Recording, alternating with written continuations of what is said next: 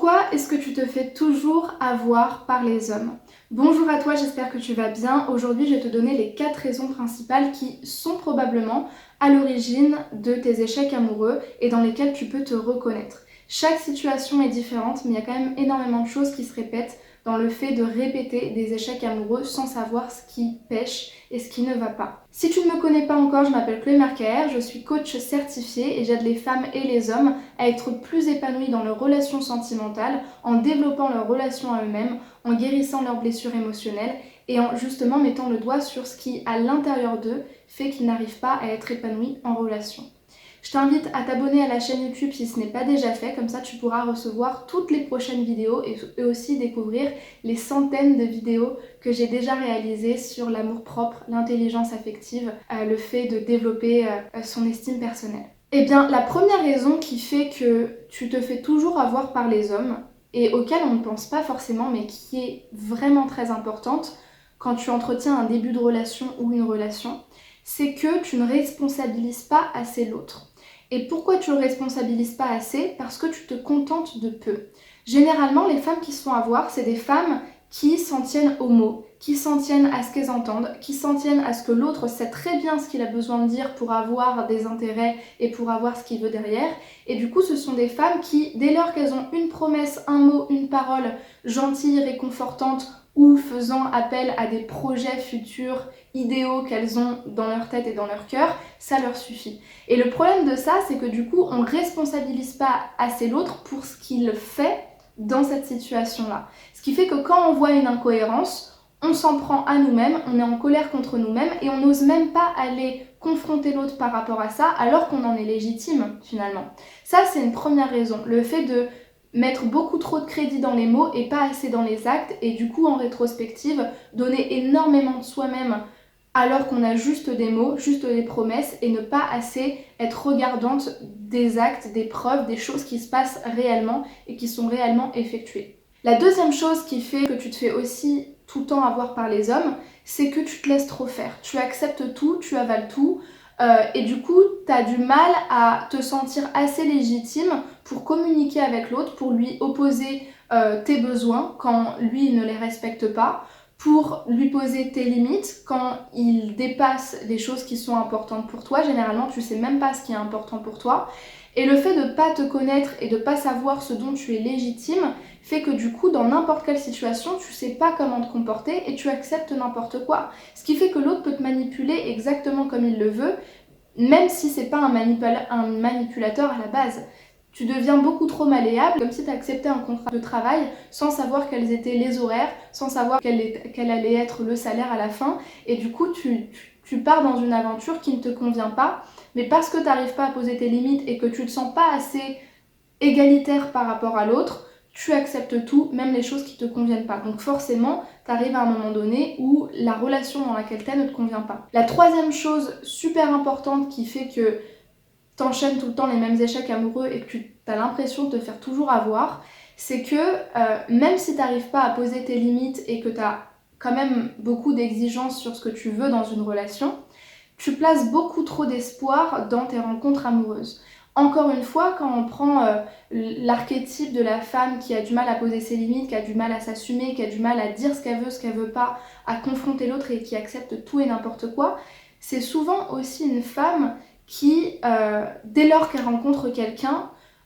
espère que cet autre lui donne tout, qu'il soit tout de suite exclusif, parce que justement, elle place beaucoup trop d'espoir dans une personne et dans une rencontre qu'elle ne connaît pas, qu'elle n'a pas appris à évaluer et dont elle n'a pas évalué la qualité et la sincérité. Il ne faut pas perdre de vue qu'à la base, une rencontre amoureuse, c'est comme une négociation de contrat, comme une négociation d'affaires. On apprend à se connaître et au fur et à mesure qu'on apprend à se connaître, on peut faire confiance en l'autre et on peut placer des espoirs en lui autant qu'on en aurait dans une relation où on fait confiance à l'autre, où on a des projets. Sauf que vous ne pouvez pas attendre de quelqu'un que vous ne connaissez pas de tout vous donner et de vous donner des choses qui vous manquent et que vous-même vous devez vous apporter. Et donc le fait de, à chaque fois qu'on rencontre quelqu'un, transférer ces attentes-là sur la personne, c'est très dangereux pour vous et c'est très dangereux pour la rencontre qui généralement se fait avec beaucoup de tension parce que l'autre le sent, même si vous lui dites pas que vous reposez tout sur lui et qu'il est un petit peu en évaluation et que finalement l'image que vous faites de lui va énormément dépendre de ce qu'il veut bien vous donner ou pas. Et enfin, la dernière raison, et c'est peut-être la plus importante, qui fait que vous faites toujours avoir avec l'autre, et ça, les personnes qui sont dans cette situation ont du mal à se confronter à elles-mêmes, c'est leur manque de responsabilité. Pourquoi je dis qu'elles ne se responsabilisent pas assez? Parce que justement, quand on emprunte un rôle de victime de la situation, où on est dépendant de l'autre, où on a besoin de lui, où on n'arrive pas à prendre des décisions par nous-mêmes, eh bien, on pense souvent à tort que c'est à l'autre de nous réparer, c'est à la relation de nous montrer qu'il est différent. Sauf que si vous enchaînez des relations qui ne fonctionnent pas avec des hommes qui vous manipulent et qui vous renvoient une image de vous-même très négative, très nocive, c'est pas pour rien. C'est pas pour rien qu'on répète des situations et qu'on répète des schémas. C'est ce qu'on appelle des éléments refoulés qui vont revenir à la surface et qui vont essayer de faire en sorte que l'inconscient chope des situations dans lesquelles on va pouvoir guérir nos blessures émotionnelles, guérir ce qui n'a pas été assimilé à l'intérieur. En l'occurrence, une estime de soi qui n'est pas assumée, une image de soi qui n'est même pas, qui a été complètement désorganisée et qui n'a pas été acceptée par nous-mêmes. Tout ça, ce sont des choses qui, quand on les guérit pas, vont essayer de trouver une forme de guérison dans nos rencontres amoureuses, mais ça peut être dans d'autres situations également. Sauf que ce qu'on comprend pas, c'est que c'est à nous de les intégrer. Et que si on transfère tout le temps ces problématiques-là sur autrui, forcément que ça va se répéter, puisque c'est pas à l'autre de nous guérir. Et ce qui peut se passer, mais ça c'est très risqué, c'est très dangereux, c'est de rencontrer quelqu'un qui nous rassure, qui nous fait du bien, jusqu'au jour où cette situation-là, elle va s'envenimer, parce que la relation change, parce que peut-être que l'autre avait d'autres intentions que vous dans la relation, et c'est très dangereux d'attendre de l'autre et d'attendre des situations que ça se règle de soi-même. C'est à vous de travailler ça, et c'est à vous de comprendre pourquoi ça fonctionne pas, et pourquoi c'est tout le temps les mêmes problématiques qui se répètent. D'ailleurs, et j'en profite pour rentrer un petit peu dans cette brèche ma proposition, si vous sentez que vous avez besoin d'être accompagné, que vous hésitez encore un petit peu parce que pour vous c'est flou, toutes ces histoires de blessures émotionnelles, de répétition, d'intelligence affective, de relations amoureuses de qualité, vous pouvez réserver un appel gratuit en réservant le créneau qui vous convient, en cliquant sur le premier lien en description de la vidéo. Et donc c'est un appel d'une trentaine de minutes dans lequel moi je vais essayer de cerner quelle est votre situation actuelle, vos freins au changement et vos besoins pour pouvoir changer. Ça, c'est ma première information. Si cette vidéo elle vous a plu, je vous invite à liker la vidéo, à la partager à des gens à qui ça peut servir et à laisser un petit commentaire si vous avez des questions, à vous abonner également à la chaîne si vous voulez y être abonné, être tenu au courant des prochaines vidéos et découvrir les centaines de vidéos que j'ai fait sur ma chaîne.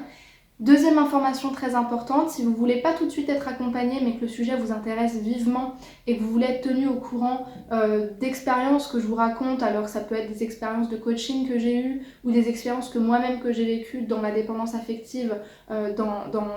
mon passé lorsque j'étais plus jeune, ou encore à recevoir des mails inspirants une fois par semaine et être tenu au courant de tous les événements que je vais sortir. Ça peut être des événements de conférences, de coaching de groupe, des nouvelles offres que je crée. Je vous invite vraiment à rejoindre ma liste privée. C'est une newsletter que j'ai créée vraiment pour les membres VIP, celles qui sont le plus intéressées par ce que je fais et celles qui sont en lien avec moi très intime, plus que sur les réseaux sociaux. Vous avez un lien qui se trouve en description de la vidéo pour pouvoir rejoindre cette liste-là. Et enfin, si vous souhaitez me rejoindre sur les réseaux sociaux, notamment Instagram, Facebook, pour avoir du contenu différencié et plus fréquent dans la semaine, notamment des lives et pouvoir me parler en message privé sur les réseaux sociaux, vous trouverez tous les liens de mes réseaux sociaux en description de la vidéo pour pouvoir me rejoindre là où ça vous convient et là où vous préférez. Merci beaucoup pour votre attention, je vous souhaite une très bonne journée, prenez bien soin de vous et à très vite pour une prochaine vidéo de coaching sentimental.